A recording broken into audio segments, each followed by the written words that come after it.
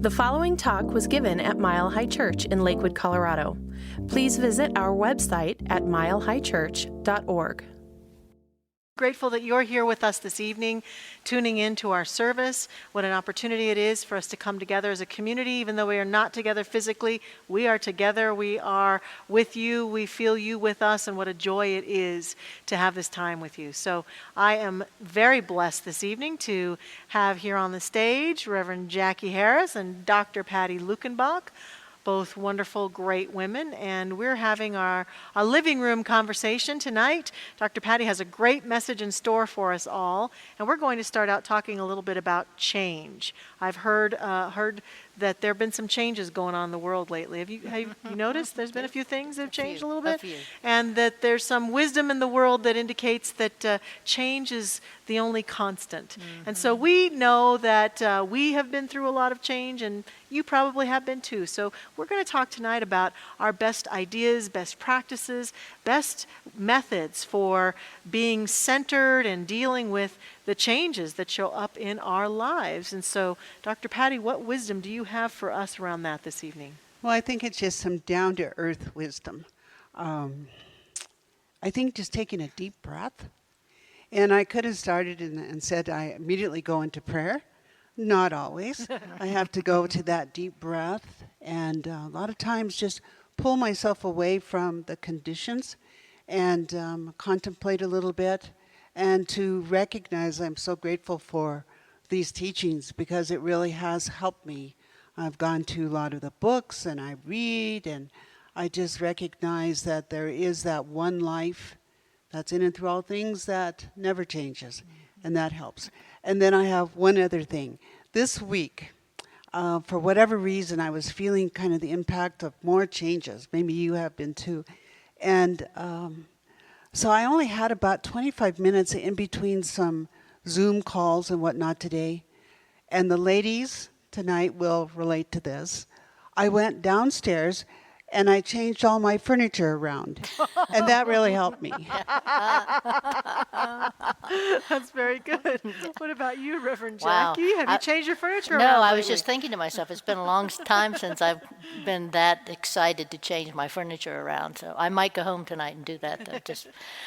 For me, I think I was thinking, listening to the song too that Jennifer sang.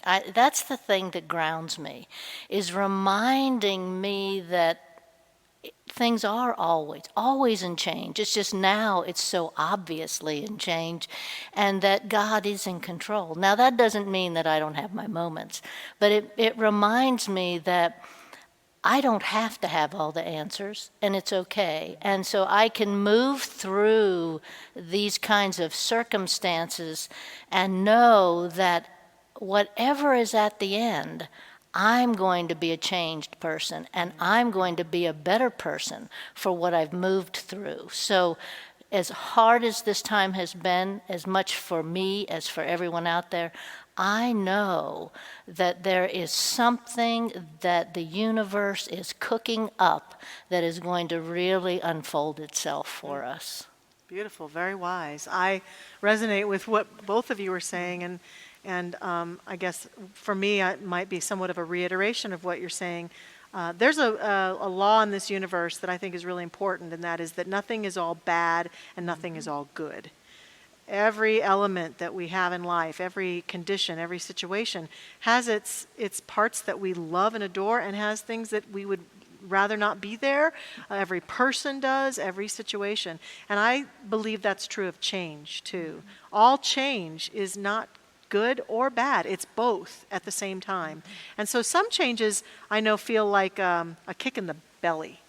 A lot of the changes that we've experienced, I think, have been like a kick in the gut, like, I can't believe that's changed, or when you lose a loved one, or a relationship suddenly crumbles.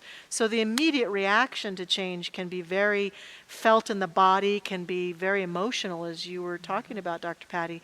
And so I think it's really important not to miss that part. Our teaching does not teach that we skip over that part.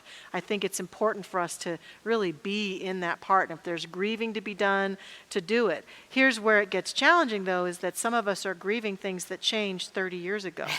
We haven't stopped.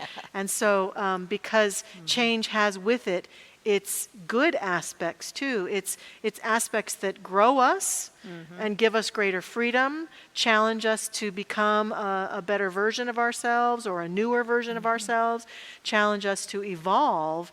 Then I don't think we should resist change, even though it can be hard. I've often joked in this teaching that one of the key slogans of our teaching is change your thinking, change your life. But we kind of take it like change your thinking, but don't change the Starbucks where, don't change the aisles at the, don't change how you do your hair, don't Right. change what's going on in the world. So we have to be willing to understand that when we can be with change and be balanced with change, then we're also empowered to look at how we can change our life in the way we want to change our life. Because change has been a good thing. Do you have some things that have changed during this time that have actually been good for you, Dr. Patty? Oh, I have.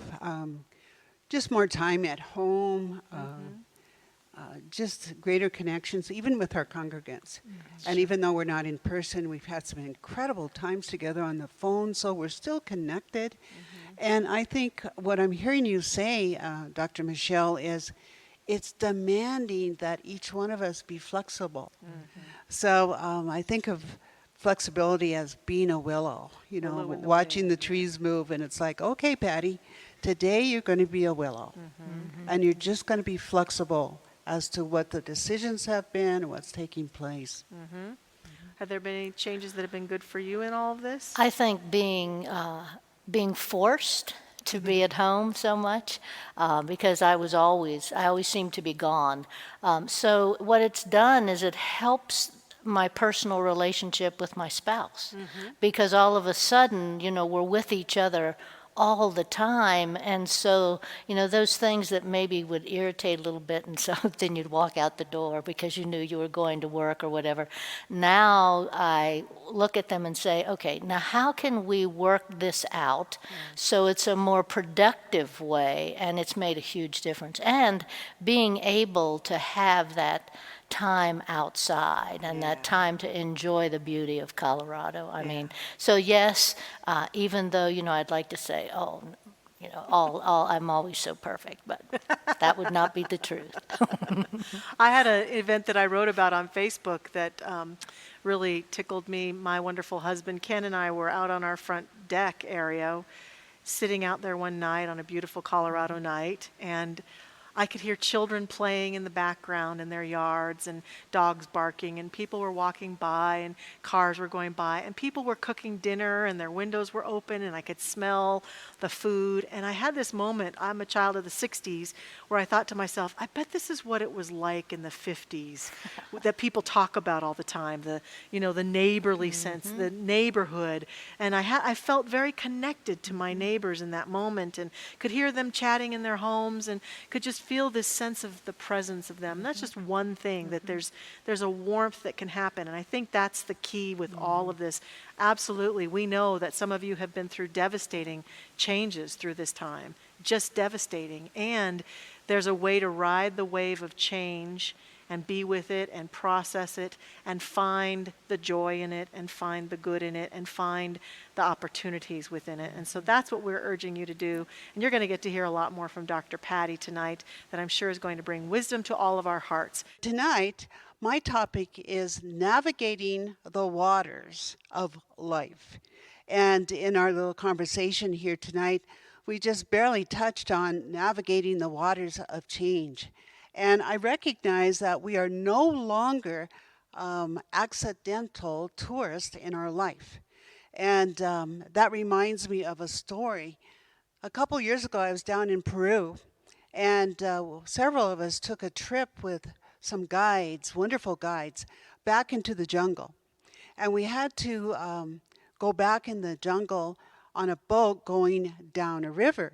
And when we were going down the river to go to our destination, the river was there. There was water, and the boat floated. And when we were coming back to get in the boats, the guides were a little upset because it had been a very dry season down there. And there was places in the river where there was no water. So now they have these people. How are we going to get these people out of here? So we'd all got in the boats with our backpacks and all, And we'd float for a while. And then all of a sudden, and our guides were the cutest young guys ever, they stood up and they dropped their drawers, they took their jeans off, and they stepped into the water to help move the boat. Well, pretty soon, we're all in the water moving the boat. And for miles, we walked through mud. There was rocks, and every once in a while we could get back in the boat and be able to float for a while. Well, we eventually got back home, of course, but it was interesting. And I thought, yeah, no longer a tourist in my life. You know, it was demanding that I really participate. And I believe that the times that we're in, there's a lot of goodness that's taking place, but it's asking us to get in the water. It's asking us to absolutely participate and also to be very intentional. And the definition of the word intent, we use that word a lot, is purpose. So it's asking that we have purpose. Well, of course, that day we had a purpose to be able to move from where we were out of the jungle. But as we move forward in life, it's interesting that life asks us so many times, what is my purpose? And it's asking us to have incredible, incredible courage. And Carlos Castaneda's a great shaman. He wrote this. He said, in the universe, there is a measurable, indestructible force that shamans call intent. Absolutely everything that exists. The entire cosmos is attached to intent by a connecting line. By a connecting line. And spiritually, I like to behold that connecting line. I call it an umbilical cord of light. And that's that spiritual piece that I know we're always connected to that. And I think it was D.H. Lawrence, he said, the great virtue in life is real courage that knows how to face and live beyond them.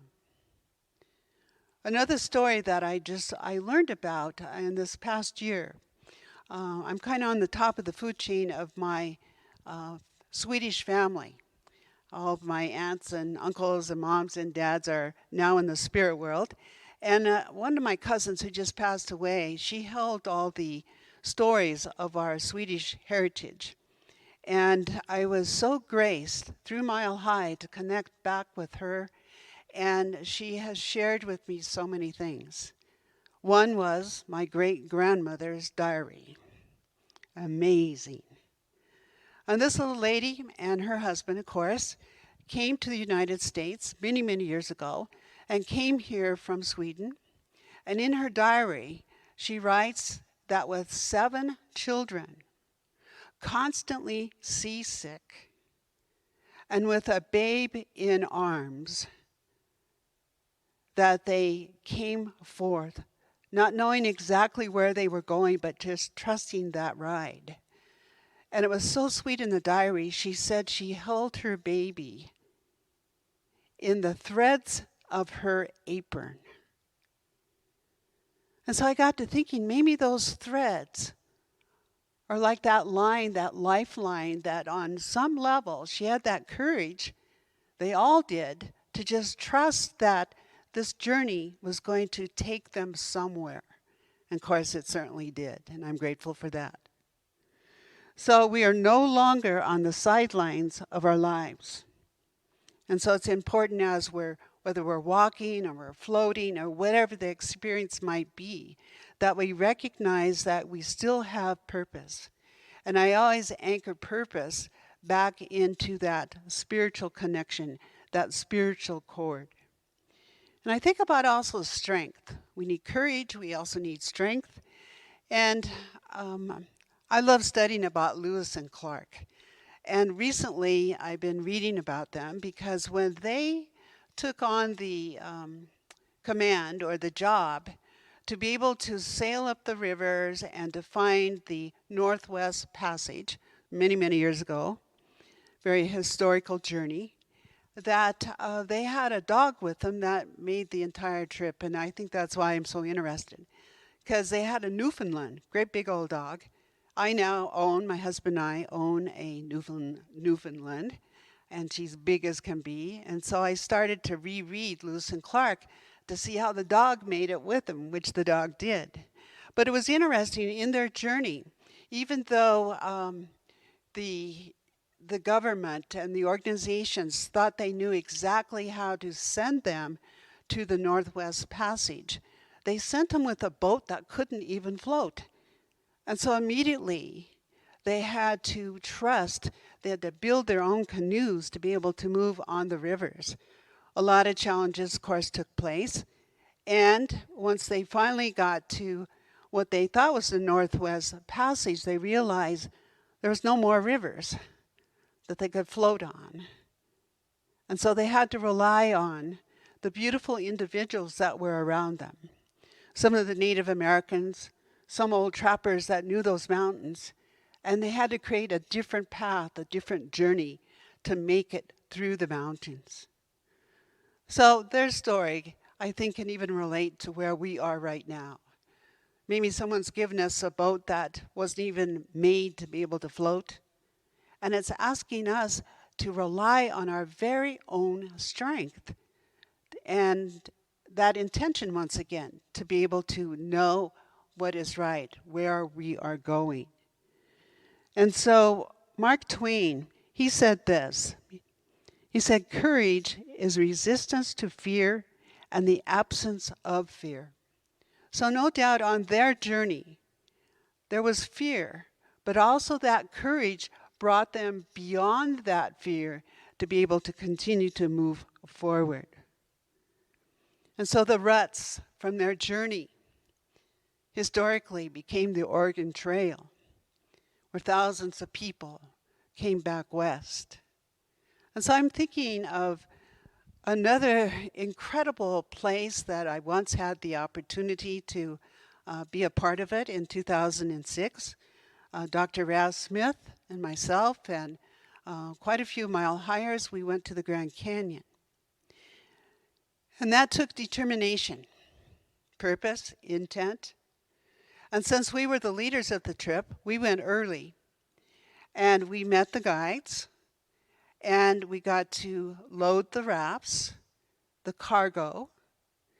And the word cargo means good. So in these times we're living in, we need to focus on the good, to make sure that we are placing in our raft goodness. And I know the goodies and all the things that go with us. But on that journey, and it was for a good 7 days, yes, we had food. We had things for our safety. But everything was organized. We packed it in a light way to be able to move on this incredible river. And I'm thinking, when I got to the Grand Canyon and I looked up, thousands and thousands of years of Grandmother Earth and life itself, speaking about ruts, carving that incredible Grand Canyon. And now we are in the very belly of Grand Canyon. And we pushed out those rafts. And some of the places on the canyon were broad and beautiful, and you could just kind of float and get into a state of wonderment. And then all of a sudden around a curve would be these powerful rapids, and you would be moving, just flying through the air, literally sometimes. And as you were flying through the air, you were also asked to take a bucket and to be able to remove the water that was coming in the raft and pour it out. So there was nowhere to hide. You needed to be courageous, you needed to fully participate, and you needed to have determination. Determination. And it was interesting that many times we didn't get caught in an eddy in a river. Those rivers of life, we have those eddies, and they're a circular motion. And an eddy reminds us of a pattern. And I think a lot of times in our life we get into a circular pattern and we just spin in that pattern, spin. And so many times we're spinning with worry, we're spinning with doubt, So if you're spinning tonight with any worry or doubt, know that it's up to us, no one else. It's up to us to be able to push ourselves out of that state of mind, out of that eddy on our river of life, and to get back into the flow. And so the safety was so important on every one of our journeys. It's safety right now that we hear about. And I remember that going down the Grand Canyon every once in a while, the guides would pull the rafts over, and they would get out of the raft, and I'd see them talking, and they'd walk down quite a ways because they were studying the rapids, because the river was constantly changing. So it wasn't like you had a map and, oh, for sure, this is rapid number 1, this is rapid number 2. Life is constantly changing. And so they would get out and study exactly how they were going to take that raft down through that rapid. And of course, it was successful. And it was howly. It was fun in the midst of being so afraid. It was fun. So what I loved the most about that journey was in the early morning. And I know early morning at my house, I love it because I hear the birds singing. And I've been giving myself extra space to be with that stillness or with that vibration, because it reminds me once again of that connecting line. And so in the morning on the Grand Canyon, we were asked not to talk to each other, but to be able to push ourselves, our rafts, out into the river with stillness and just enjoy the float. And so Ernest Holmes, he wrote, "We are going to be still and know that our being is derived from pure spirit, that God is our host, that we are not strangers on the shores of time, but divine beings, guests of the kingdom of God." And Maya Angelou, she wrote, "A person in harmony with her or his spirit is like a river flowing." So let's remember our courage, our strength, our intent, and our determination, because we're no longer tourists, accidental tourists on our journey through life. So push yourself now from the shore into the very center of the river.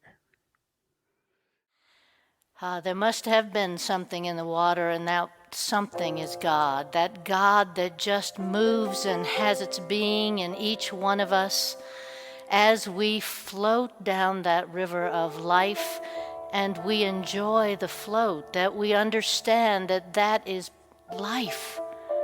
That life can be freeing. It does not have to be a time of pain and suffering, that we can feel that grace of God moving through every part of our body all the time. And so now I want to speak the word that says there are those out in the virtual audience who need to find some peace of mind, something away from the confusion and the chaos they feel in life. So I say now, speak that name, whether it be your own or someone else's, and know that God hears that name, and God fills that person with that peace of mind. I know that right now. And I know also that if healing is necessary in body, mind, or spirit for yourself or anyone you know, speak that name out loud now. And know that that healing presence of God is always available and fills each individual person with that healing power. Trusting that every cell in the body is working for the good of the body now. And if there's trouble in a relationship, Speak the name of that person or persons and know that perfect right relationships are the gift of God, and that God has a perfect relationship with each one of us, and so we can have that same kind of perfect relationship with each other, because that is God's will. And is there abundance, prosperity that you want in your life, or you know someone in these economic times that seem to be so troubling? Speak those names and know that that abundance is already available, because this is an abundant universe. Take what the universe gives and use it. Use it for the good of yourself and of the world, because God is always working in and through every one of us now and always. And I am so absolutely thankful for the truth of this prayer, knowing that God is right here, right now, and in each person who is part of this prayer now, and far beyond that, in this universe. Thank you, Spirit. So I can let this prayer go, because I know it's unfolding right now and in perfection, so I let it go and I let it be. And I can say, and so it is. Amen. Thank you for listening to the Mile High Church podcast. This podcast is made possible by the generous contributions from listeners like you. If you'd like to make a donation, please visit us at milehighchurch.org. Have a fabulous day.